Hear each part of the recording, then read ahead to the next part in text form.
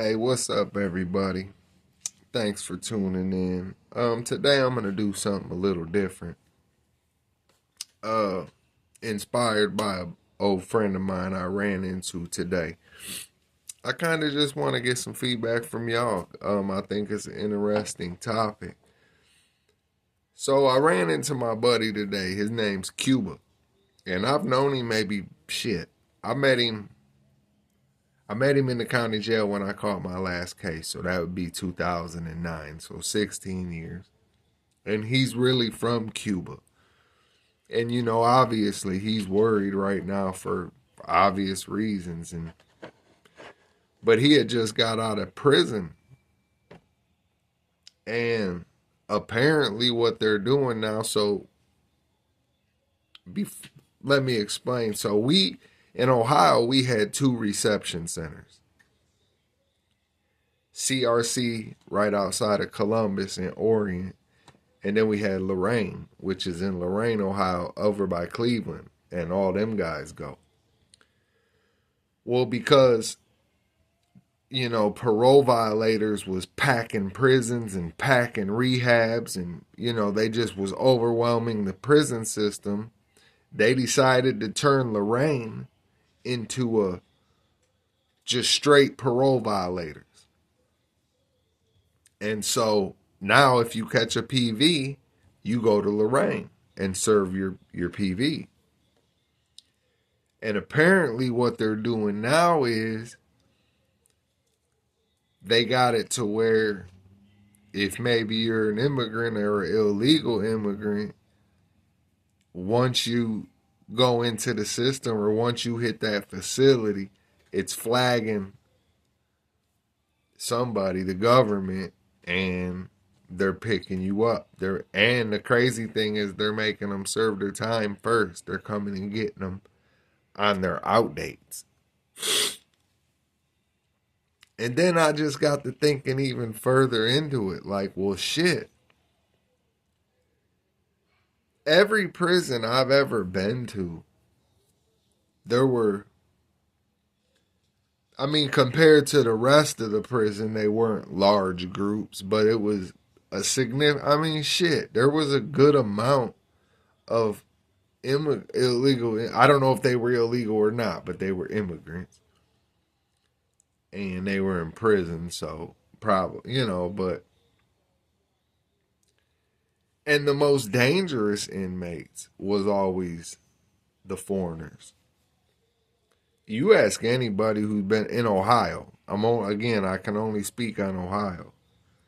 But you ask anybody who's ever been locked up in the state of Ohio who the most feared group of inmates are.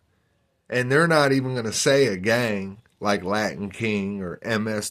They're just going to say the Hispanics without hesitation. And that's because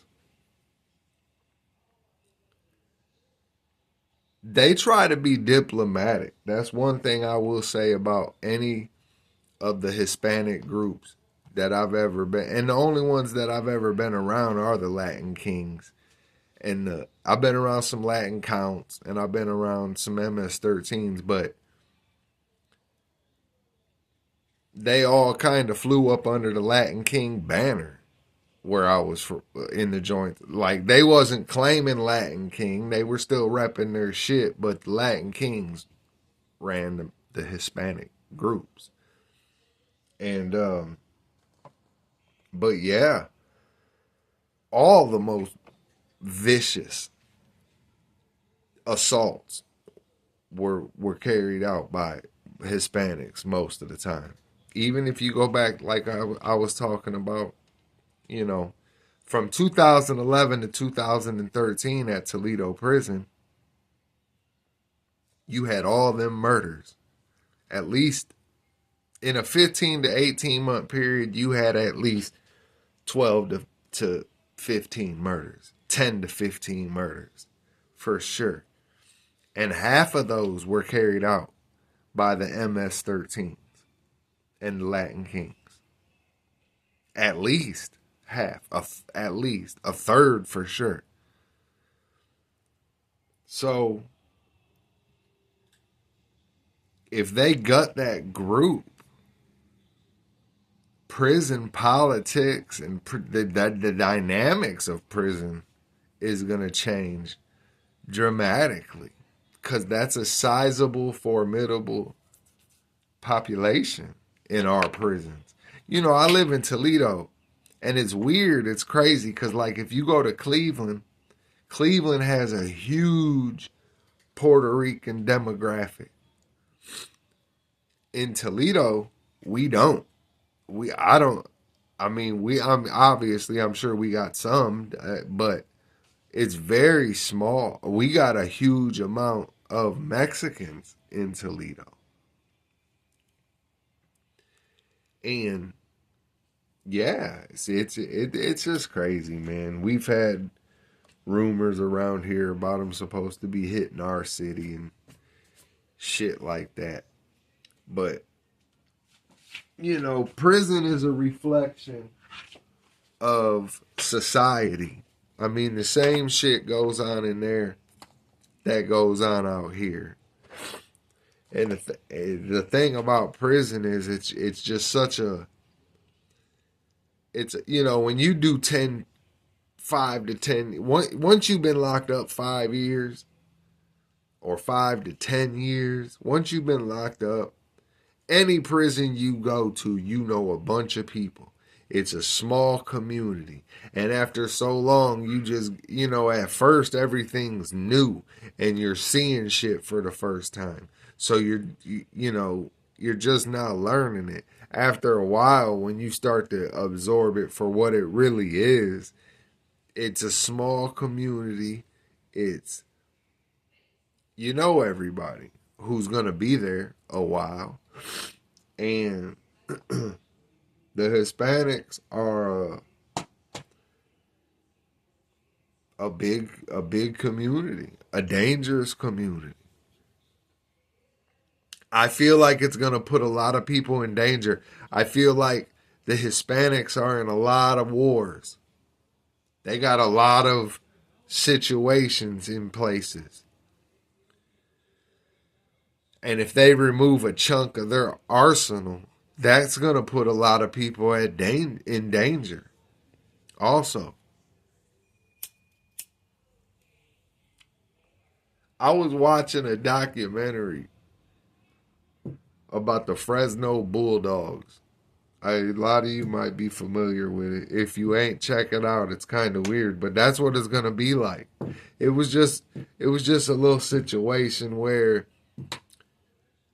because of some rules they had changed in California, they decided to integrate all the gangs, and they had left these 24 Fresno Bulldogs out to slaughter. There was like 50 Serenos or whatever the other group was, and they slaughtered them right on the yard, right on the rec yard.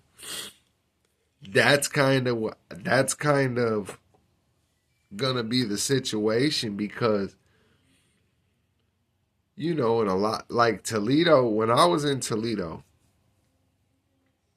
all the drugs, not all of them, but when I say all, I speak in grand terms, and I need to stop doing that, but a vast majority of the dope game was controlled by the Hispanics. And it's like that in most prisons.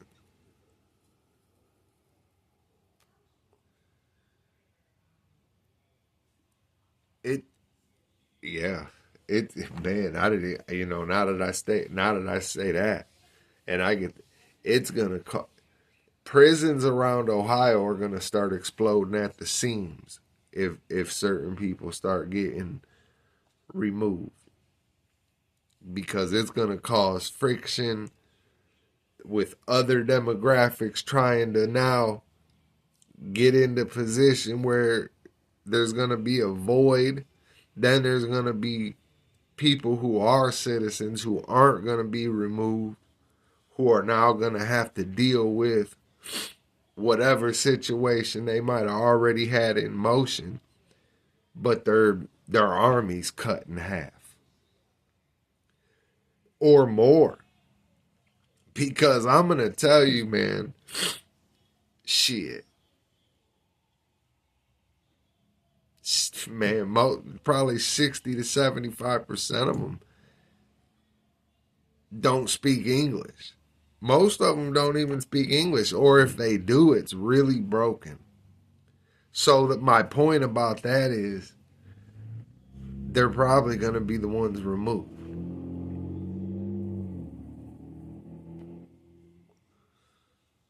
And the whole thing about them, it's almost like martial law. I never thought I would see the day where military is actually being deployed into cities. And I get it. I know how DC is. I know how Chicago is. I know how Baltimore, how Memphis, Philly, Toledo, Cleveland. I mean, every big city's like that. I know how that shit is. And you're always going to have two sides of the coin. You're always going to have people who support both sides of the argument.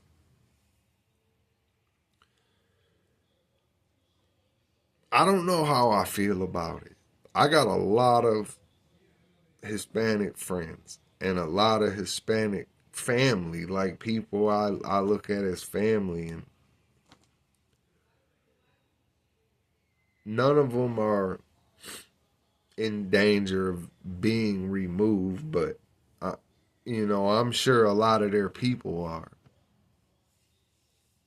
And it just, like I said, we got a huge, huge Mexican demographic in Toledo. And if they start blowing through here, because I've already heard about, we've had a lot of ICE arrests already. We've already had guys picked up out of our county, and we've had guys taken up out of places. I mean, it might not be a whole lot compared to other places, but we have had some. But if they get the blowing through here, like, because I live right in the hood. I live on the east side of Toledo. Like, I'm in the trenches. I go outside and I'm in the war zone. Trust me. So I don't know, man. I just something I can't wrap my head around. Just standing on my porch and seeing a military truck drive down the street. I think that would kind of fuck me up, you know? How do y'all feel about that?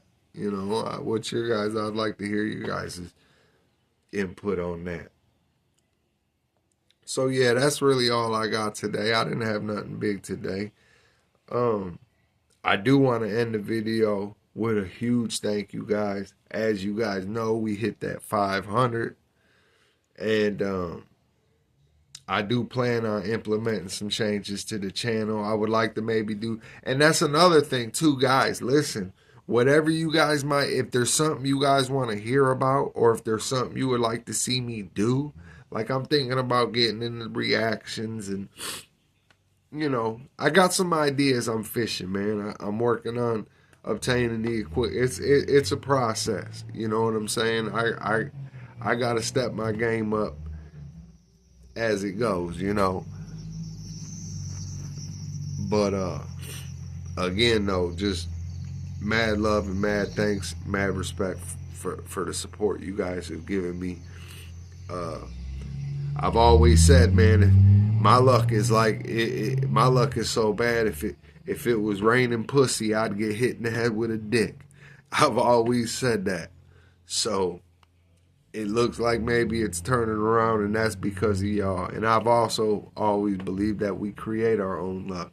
And so I'm gonna pour myself into this, and I'm gonna give you guys the content that you enjoy, and I'm not gonna half-ass it. I'm gonna really pour myself into this, and it's because of y'all, and I just want to thank you guys. So yeah, that's it, man. So thanks for tuning in. If you enjoyed today's video, please hit the like and subscribe button and share the video.